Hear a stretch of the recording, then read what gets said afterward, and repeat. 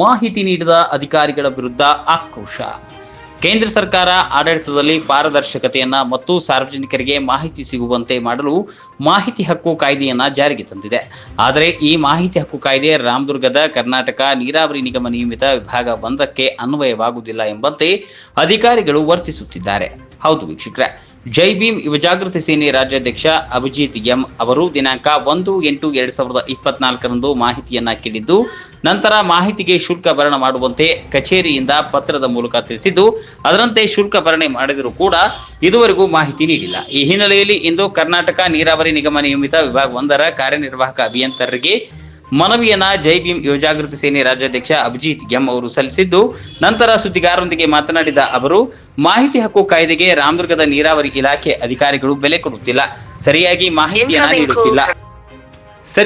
ಮಾಹಿತಿಯನ್ನ ನೀಡುತ್ತಿಲ್ಲ ಮತ್ತು ಮಾಹಿತಿ ನೀಡದೇ ಇರುವುದನ್ನ ನೋಡಿದರೆ ಇದರಲ್ಲಿ ಭ್ರಷ್ಟಾಚಾರ ನಡೆದಿದೆ ಎಂದು ಆರೋಪಿಸಿದರು. ಅಲ್ಲದೆ ಹೀಗೆ ಮಾಹಿತಿ ಹಕ್ಕು ನಿರ್ಲಕ್ಷ್ಯ ಮಾಡಿದರೆ ಹೇಗೆ ಎಂದು ಪ್ರಶ್ನೆ ಮಾಡಿದರು. ಸರ್, ನಾವು 1/8/2024 ಮಾಹಿತಿ ಕೇಳಿದ್ನಿ ಸರ್. ಆ ಮಾಹಿತಿ ಪ್ರಕಾರ ಇವರು ನನಗೆ 13ನೇ ತಾರೀಕು ಒಂದು ಲೆಟ್ರ್ ಇಶ್ಯೂ ಮಾಡ್ತಾರೆ. ಏನಂತೆ, ಈ ಮಾಹಿತಿ ಕೊಡಬೇಕಂದ್ರೆ ನೀವು ಅಮೌಂಟ್ ತುಂಬಬೇಕಂತೆ, ಶುಲ್ಕ ತುಂಬಬೇಕಂತೆ. ಆ ರೀತಿ ಪ್ರಕಾರ 198 ರೂಪಾಯಿ ಪೇ ಮಾಡ್ತೀನಿ ಸರ್, ಕಟ್ಟಿದ್ರು ಕೂಡ. ಆಮೇಲೆ ಮಾಹಿತಿ 4 ತಿಂಗಳು ಆದ್ರೂ ಮಾಹಿತಿ ಕೊಡಕ್ಕೆ ತಯಾರಿಲ್ಲ ಸರ್. ಇದು ಟೋಟಲ್ ಇವತ್ತು ಬಾ ನಾಳೆ ಬಾ ರೆಡಿ ಮಾಡ್ತೀನಿ ರೀ, ನಾಳೆ ಕೊಡ್ತೀನಿ ರೀ, ಸಾಹೇಬ್ರು ಹೇಳ್ರಿ, ಅವ್ರು ಹೇಳ್ರಿ ಅಂತಾರೆ.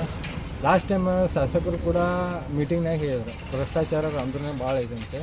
ಅವ್ರು ಹೇಳಿದ್ದು ಸ್ವಲ್ಪ ಸತ್ಯ ಅನ್ನಿಸ್ತಾ ಇದೆ.